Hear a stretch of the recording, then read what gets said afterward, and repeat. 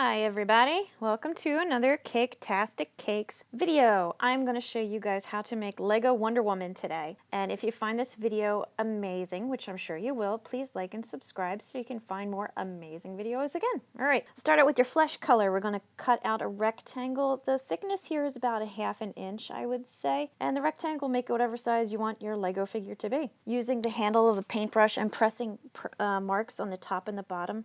The bottom is where the feet are going to be, so it's a little bit further from the bottom than the top, as you can see. And then a knife print makes the legs separate. Shove a lollipop stick on it, and you're still good to go. Just tidy up your edges there. Perfect.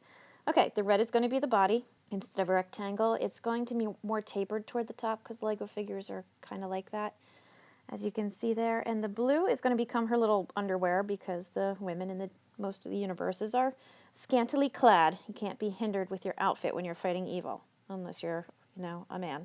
Anyway, put on the little panty things and there you go. It's just rolled out real thin, as you could see what I did there.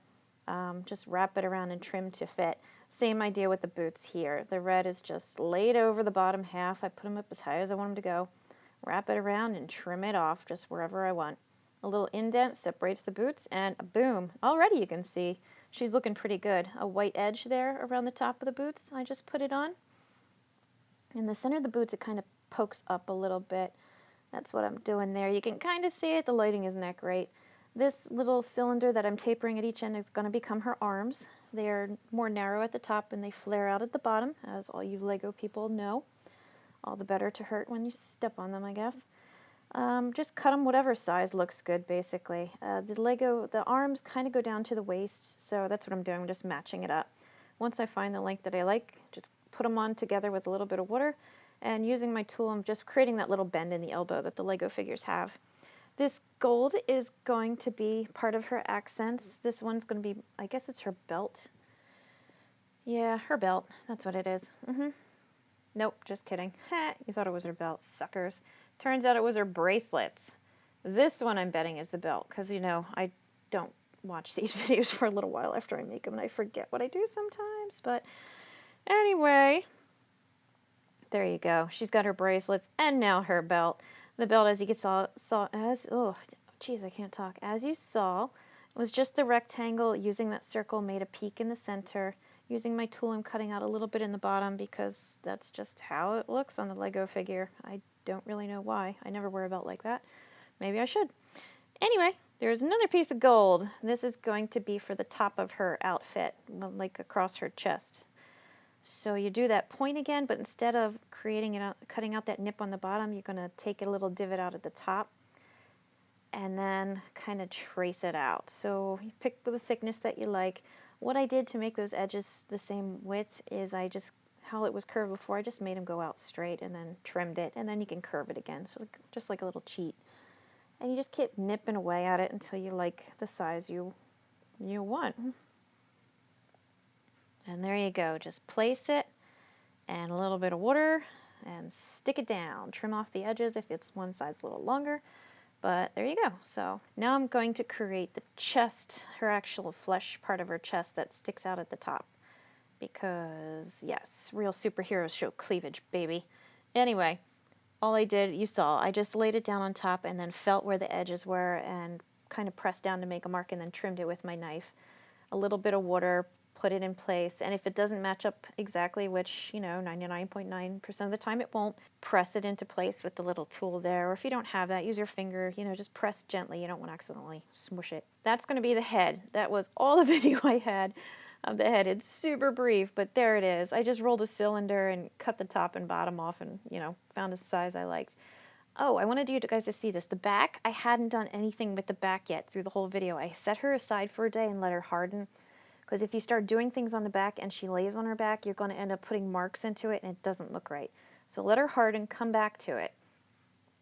And then you can start filling in the back with her little blue panties again and the back of her boots and everything else. And using the circle tool there, I gave her little butt cheeks on her underwear. I guess it's not actually underwear, her superhero drawers. And using my X-Acto knife, I carved it out. I just used the circle to make little imprints, just little marks to follow. See? Butt cheeks. Perfect. There you go. Flip-flop. And I added the belt on the back too to finish the look. Okay, now her head is attached. I don't know if you guys saw that. I gave her a little tiny neck. It was just a little ball of the flesh colored on the stick, then press the head on and it gooshes out the neck, so you don't have to, it's real easy. But this is going to be her headband. So the same idea as before, the flat, use the 2 circles to make the peak and put it right across her forehead. This circle is going to be her hair. I cut out a million minutes of this video because hair for me is always like the bane of my existence. So all I did was I laid the circle on top, pinched it as you can see to kind of give it a little peak at the top on her forehead, and then curled the edges all around to just make her hair flip up, kind of like a little old-fashioned bob.